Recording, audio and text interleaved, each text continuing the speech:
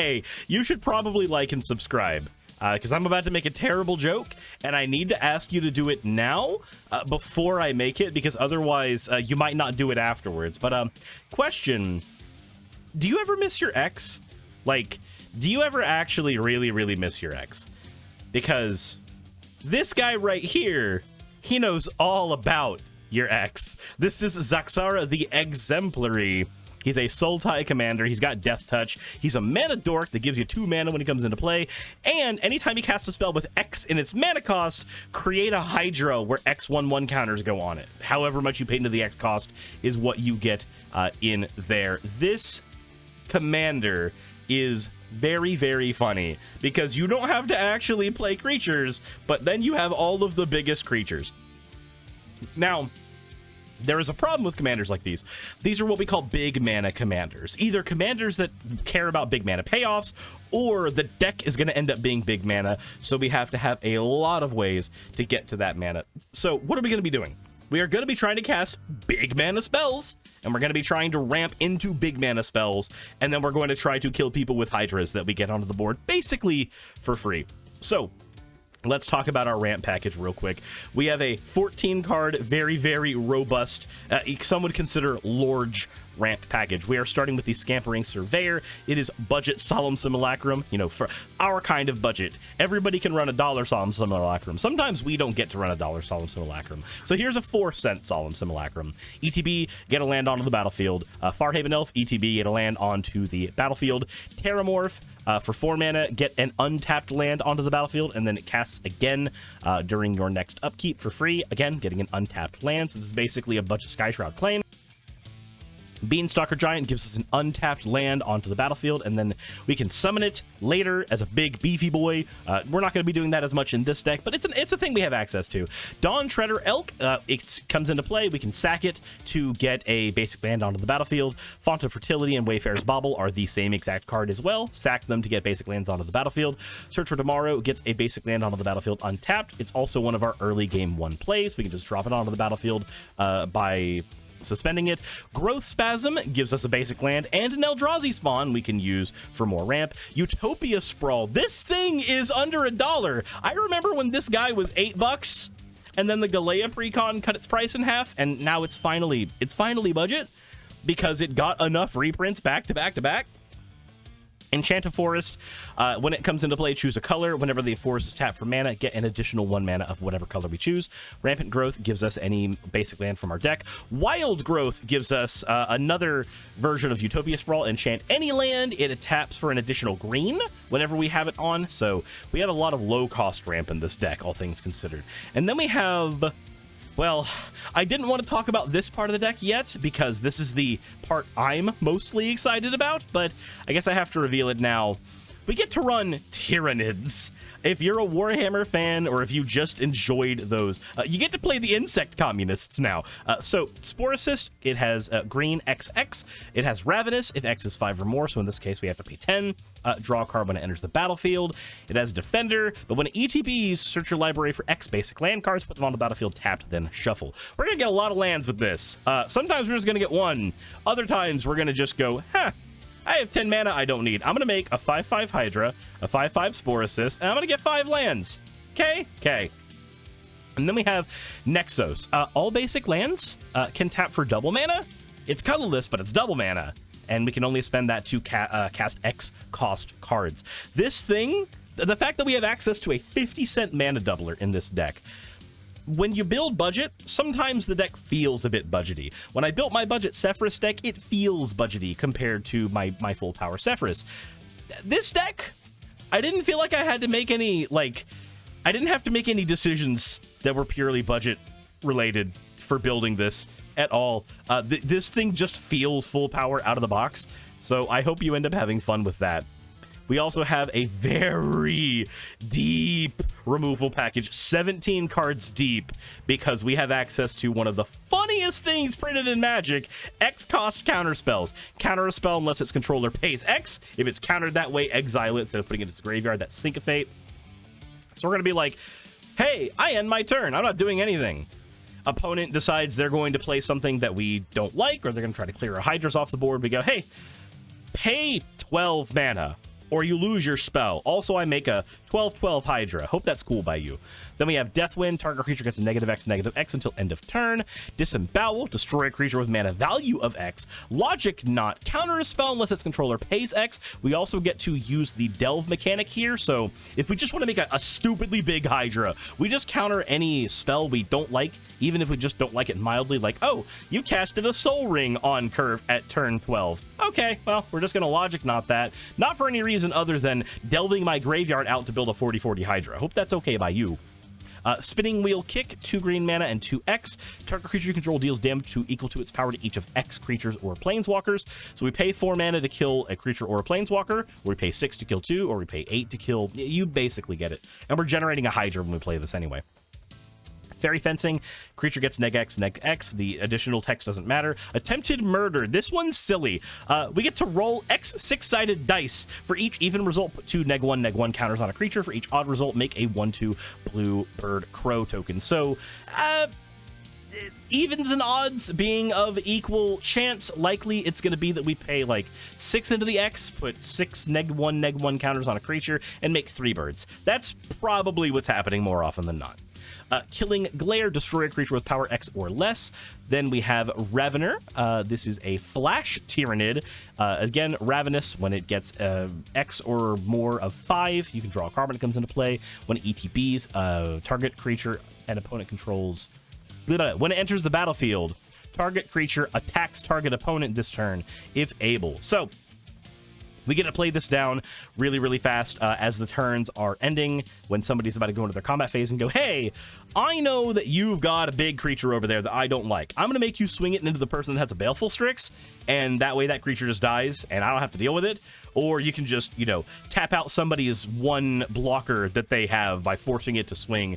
That just puts you in a better position for hitting them on your turn. There's all kinds of ways you can use this. There's also a funny politic piece. Just get creative with this card. Gang Up. This destroys a creature with power X or less. Clash of Wills. Counter a spell unless its controller pays X. It's Think of Fate again. Condescend. Counter a spell unless its controller pays X. Also scry 2. Spell Burst. Counter a spell unless its controller pays X. But we also have Buyback, so we can just get a smaller Hydra when we play it, so that we can use it over and over and over again as a repeatable counterspell that our opponents just have to deal with. This is going to make us very, very annoying, and that's okay. Then we have a pseudo board wipe in Dregs of Sorrow. Destroy X target non-black creatures and draw X cards. March of Wretched Sorrow. The text doesn't matter for the top part. What matters for us is deal X damage to a creature and then gain X life. Aberrant. It's got Ravenous again. It has Trample. When it deals combat damage to a player, blow up one of their artifacts or enchantments. And then, because I think it's important for every player, I'm gonna take a drink real quick. Because I think it's important for every player who is playing Magic the Gathering and a commander table to have access to graveyard removal, because you need to be able to make sure that reanimation players are kept honest and true with what they're doing. Otherwise, they just get busted. Suffer the past. I do not like this card in 99% of the decks that it's in. I do not like this card in the precons that it's in. And then there's this deck, where I adore this card. Exile X cards from a target player's graveyard. They burn for 1 for every card you exiled, and you gain 1 life for every card you exiled. We're just going to sink our entire mana pool into this, and exile however many cards we want. And then we're going to get a giant Hydra, and our opponent's going to be that much closer to lethal, so we can just swing our Hydras into them. This is a funny card. It doesn't do a lot in most decks, but it does plenty in ours. Then we have X cost synergies. We have 3 of them, and 2 of them are, of course, Tyrannids. Hormungant Horde, Ravenous, of course. Endless Swarm. Whenever a land enters the battlefield under your control, you can pay 3. If you do, return it from the battlefield, from the graveyard to our hand, so we can keep making Hydras with this card because it's graveyard recursion. The Termagant Swarm, Ravenous as well. When it dies, create a 1/1 green Tyrannid token for all of its power. This is just insurance. Hey, do you want me to swing at you with a Sate 8? Do you want to kill it? Okay, cool. I still have 8 damage on the board. I didn't lose anything. Then we have... This is not in my win con section, but this might as well be a win con. This is a lovely card you guys made me aware of. I didn't know this existed. This is called Villainous Wealth. Target opponent exiles the top X cards of their library. We can cast any number of spells with converted mana cost X or less from among those cards without paying their mana cost. We're a big mana deck. We're going to be having X as like 10 a bunch of times. We're just going to go, hey, Spellslinger guy over there, I want access to all of your busted storm spells. Or, hey, big mana commander guy over there at the table, you do what I do, but you do it not on $15 budget. I want all of your cards. They're shinier. Like, this is a silly card. This is a silly way for us to just basically win the game. It's not in the win con section, but it might as well be in the win con section. Also, we want to make sure that our cards are able to make it to the opponent and deal enough damage to matter. So we have 2 more Tyranids here in our lording section. Clamvus, all creatures that have 1/1 counters, which is basically our entire deck, gain an extra 1/1 for every counter they have. So all of our 5/5 Hydras are now 10/10 Hydras. Old One-Eye, legendary creature with trample. All of our other creatures gain trample. When it enters the battlefield, we gain a 5/3 Tyranid that, of course, has trample because Old One-Eye is out. And at the beginning of our pre-combat main phase, we can discard any 2 cards. And if we do, we can take it from our graveyard, put it back to our hand. Graveyard recursion is cool. Graveyard recursion that we don't have to spend any mana or anything on is even cooler. But how are we going to have enough cards in our hand to make sure that we can do that? Well, here's where we get to the funniest part of the deck for me. This is the deck's draw package. Do you see all of these X costs? Do you see all of that? We get to abuse that. We get to abuse every single one of these. Ingenious Mastery, we can pay 3 rather than pay its mana cost. If we pay it, then we can draw 3 cards, and the opponent creates 2 treasures, and then they scry 2. We're never going to do that. We're just going to draw X cards with this. Cut of the Prophets, 2 mana and X. Casualty 3, we draw X cards and lose X life. Casualty means we can copy it by sacking a Hydra, so we can just pay. Like, it's, truth be told, when we cast this card, no matter what Hydra we're sacking, we're getting that Hydra back because our commander's just creating a new one. Stroke of Genius, 3 mana and X. Target player draws X cards. So this is instant speed. So mind, if there's a mill player at the table, we can help them kill a person by just going, oh, you're at like 5 cards left? Cool. Draw 6, die. 9 times out of 10, we're going to use it for ourselves, but never forget, you can always assist the mill player. They always have a hard time winning the game, especially when there's somebody running Eldrazi's. Then Jade Light Spelunker, when it enters the battlefield, explore X times, which means you look at the top card of your deck. If it's a land, put it in your hand. If it's not, you can put it in the graveyard if you so choose. We actually can benefit from that because we have a lot of cards that will give us more of our graveyard cards to our hand. So either way, and then it gets 1/1 counters for every single time that you explored and did not put a card into your hand, if memory serves. Then we have Transcendent Message. It has Convoke and draw X cards. We can tap our creatures to pay for that X cost. Universal Surveillance Improvise. Our artifacts can help cast it, but that's not really going to happen that much for us. Draws X cards. Silver Scrutiny. Draw X cards. But it's instant speed if X is 3 or less. Mind Spring. Draw X cards.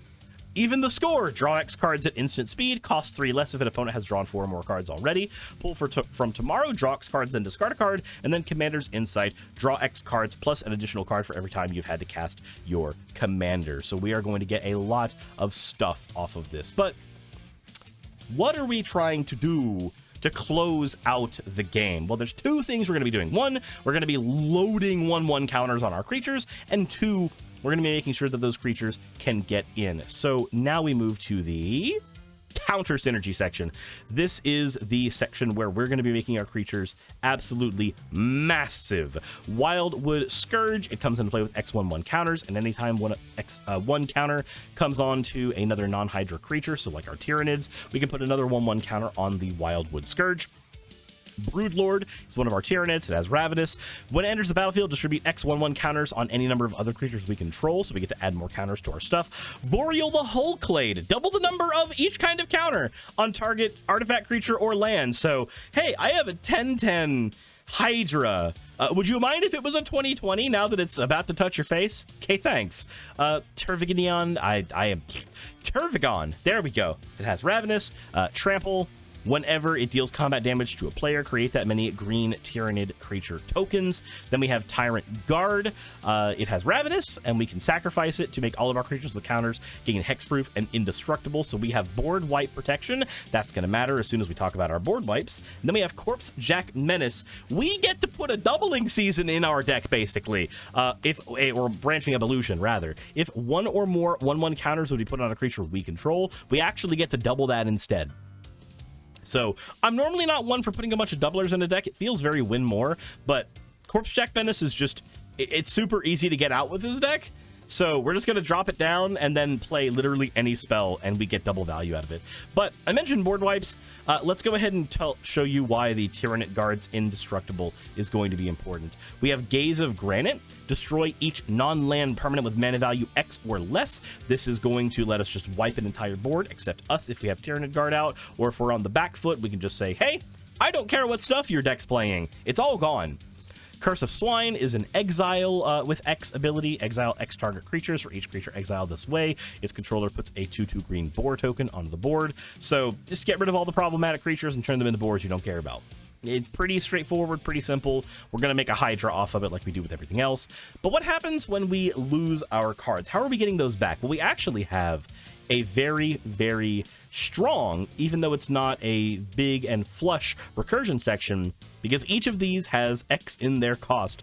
Death Denied says return X creature cards from our graveyard to our hand. Shattered Crypt returns X creature cards from our graveyard to our hand, and then we lose X life. Wildest Dreams has double X, but we return X cards from our graveyard to our hand, then exile it. Note, this says X cards, not X creature cards.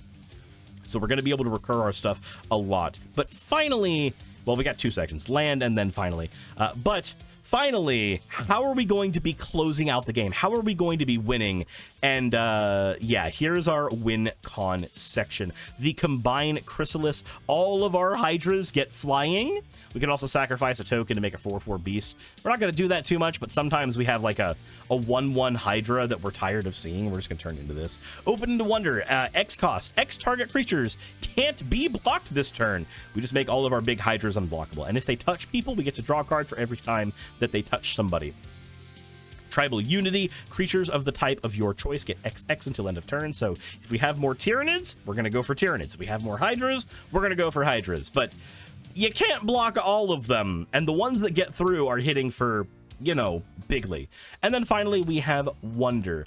All of our X cost draw is going to be helping us out a ton, because with our X cost draw, we're going to be having to discard cards quite often. So Wonder is going to be thrown into our grave, letting us make sure that all of our creatures have flying so that they can get in there and win the game for us. This is a beautiful card, and it is so hard to deal with, and it is yet another reason why you should be running interaction that goes for the graveyard in every Magic the Gathering deck you build. Please, I beg of you, interaction is important. I've made a video all about interaction. I even included 15 cards in every color that you can use to interact with your opponent's stuff. So please, interact with more cards.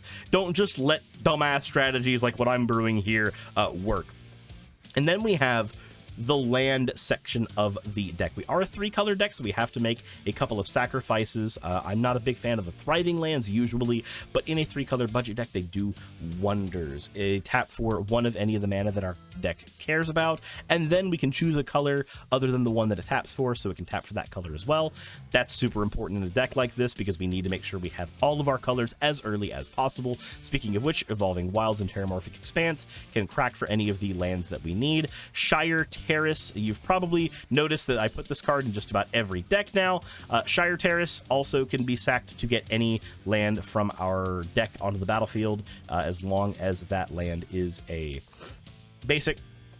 Ash Barrens, we can basic land cycle it to get anything that we want. Myriad Landscape, we can get 2 lands out of the deck. I don't like using it in 3-color decks unless, of course, we need the mana ASAP, and Myriad Landscape gives us that mana ASAP. And then we have Bant, Jund, and Esper Panorama. Each of these are going to make sure that we are able to generate tons and tons of just easy access mana. So the reason the panoramas are good is they come into play untapped, so they make your deck feel nice and smooth. And if you really, really need them to operate as an, you know, as an actual land, a basic land for your deck, you just crack it, and then suddenly it's going to give you what you need. And then, of course, we have, where is it? Because it's in a different section than it's supposed to be.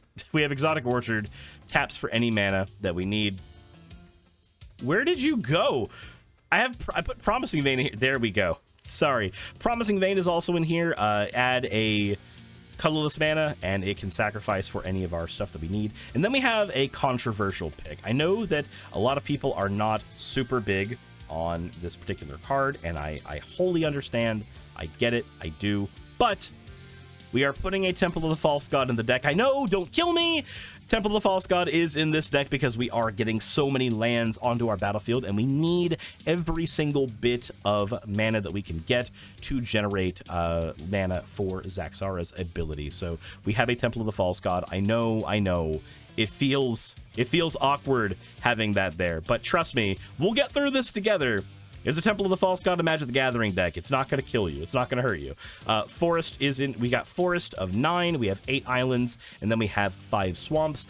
We are running a lot of multi-pip stuff, so we need mostly forests so that we can get our ramp out quickly. We need more islands than swamps because we have so many multi-pip cards that have blue, and then 5 swamps because we need it, but we've got lots of ways to fetch it, so we don't need to have a ton of it. Make sure that when you're building your mana bases, you're keeping your pips in mind. I'll probably do a video about making better mana bases at some point. That'll be a thing that I have to do later. But anywho, this has been Zaxara the Exemplary. He's going to make you a lot of Hydras. The Hydras are going to swing at your opponents. They're going to be huge. You're going to be doubling their counters. You're going to put Tyranids out as the supporting swarm for all those Hydras. Not Hydras, Hydras. Hydra Tyranids or Hydras. There we go. Can you tell I'm sick? Can you tell? Anyway, this is Zaxara. Hopefully you enjoy just shitting out a ton of Hydras for free with this commander, getting them in, hitting people for big dirtily-do damage, and drawing all the Magic the Gathering cards.